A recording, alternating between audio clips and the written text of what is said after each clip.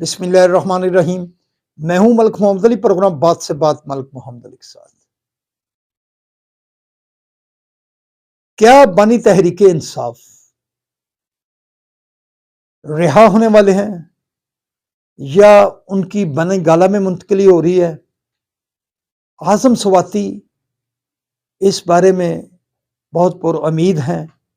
मुज़ाकरात के हवाले से आरफ इल्वी अमेरिका में मौजूद हैं, वो भी इस हवाले से खुशी की खबर सुना रहे हैं, हंस हंस कर बातें कर रहे हैं। तो आया क्या वाकया तहरीक इंसाफ के कारकुनों को खुशी मिलने वाली है? तो आज के प्रोग्राम में इसी मौजू पर बात होगी।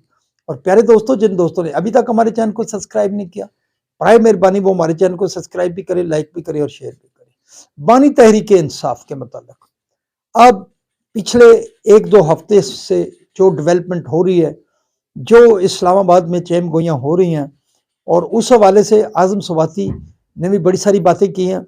उन्हें बड़े सारे 2-3 साल के जो मामला थे उनके हवाले भी दिए हैं, और उनका कहना है कि सबसे बात होगी एस्टेब्लिशमेंट के बात करने के हवाले से वो बहुत पुरउम्मीद दिखाई दे रहे हैं, उनके चेहरे पर बड़ी रौनक है। इसके साथ साथ आरफ इल्वी भी इन दोनों अमेरिका में मौजूद है, वो भी बड़ी बातें कर रहे हैं, और उन बातों के पीछे एक खुशी छुपी हुई है। आजम स्वाति भी, और दूसरी तरफ अली अमीन गंडापुर भी किसी ऐसे ही मिशन पर काम कर रहे हैं।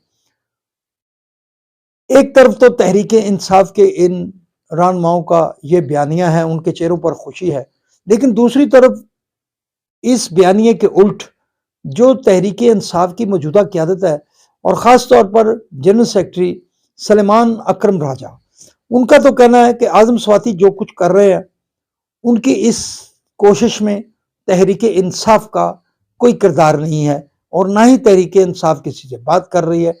अब सवाल ये पैदा होता है कि एक हवाले से तो ये खबरें सामने आ रही हैं कि आजम स्वाति का जो चैनल है वो काम कर रहा है, या दिगर ऐसे चैनल जो बानी तहरीक इंसाफ को रिहाई दिलाना चाहते हैं वो मुतहर्रिक है, वो ओवरसीज़ भी हैं, और जहाँ जहाँ भी ऐसे इनके साथी मौजूद हैं वो अपना किरदार अदा कर रहे हैं। और ख्याल यही किया जा रहा है कि आइंदा चंद दिनों में कोई ना कोई ऐसी बात होने वाली है कि जिससे तहरीक इंसाफ को के कारकुनान हैं वो खुश हों, या जो बानी तहरीक इंसाफ हैं उनकी किसी न किसी तरीके से अदालती तौर पर रिहाई मुमकिन हो सके, या फिर वो बनी गाला मुंतकिल हो सके। और इस बारे में शर्त शराइत भी सामने आ रही हैं कि कौन ग्रांटेड है जो इस सारे अमूर की निगरानी कर रहा है, या जो किरदार अदा कर रहा है, ये भी चंद दिनों में वाज़ेह हो जाएगी। लेकिन सलेमान अकरम राजा तो उसके उल्ट बयान कर रहे हैं। वो कह रहे हैं कि आजम स्वाति जो कुछ कर रहे हैं उनसे तहरीक इंसाफ का कोई तल्लुक नहीं।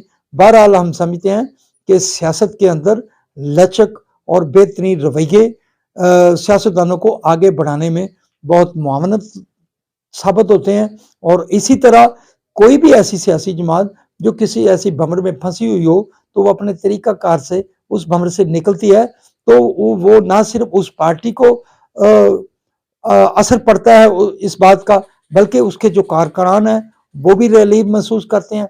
क्योंकि गुज़श्ता 3 साल से जो तहरीक इंसाफ का कारकुन है वो बहुत ही मुश्किल में है, वो अपनी बात नहीं कर सकता। लेकिन अगर कहीं ना कहीं कोई लचक पैदा होती है तो इसका तहरीक इंसाफ को बराह रास्त फायदा पहुंचेगा, और उसका कारकुन भी रिलीफ महसूस करेगा।